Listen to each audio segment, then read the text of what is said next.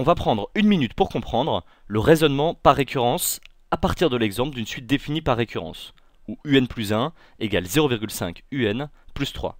C'est parti.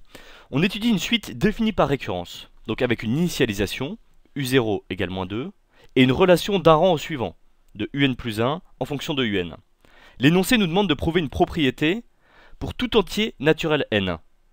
Alors qu'avec la définition actuelle de cette suite, on ne sait que faire rang après rang, sauf à utiliser un raisonnement par récurrence. Le cœur d'un raisonnement par récurrence, c'est l'hérédité. Est-ce que la propriété se transmet? Est-ce qu'elle se viralise? On va supposer que un inférieur à 6 est vrai à un certain rang, et on va regarder si la propriété est de nouveau vraie au rang d'après. Est-ce qu'elle se transmet? Est-ce que un plus 1 sera lui aussi inférieur à 6? J'applique les transformations pour faire apparaître un plus 1. Donc je multiplie par 0,5 qui est un nombre positif, donc qui ne change pas l'ordre. J'ajoute 3, ça ne change pas l'ordre. Et on arrive à un plus 1 inférieur à 6.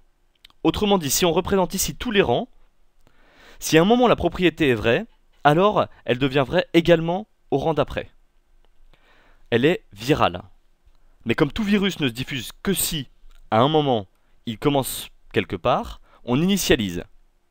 Oui, u0 est bien inférieur à 6 lui aussi.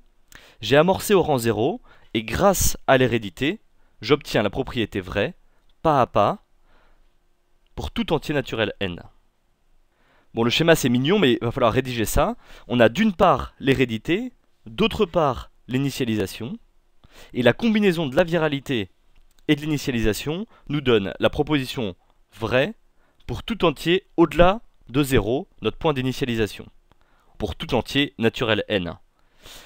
Attention à bien écrire l'hérédité, hein. C'est une structure logique. Si vrai à un rang n, alors vrai au rang n plus 1.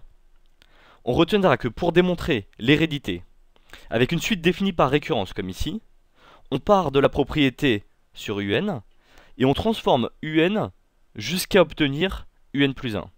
Et a priori, la propriété s'est transmise à un plus 1.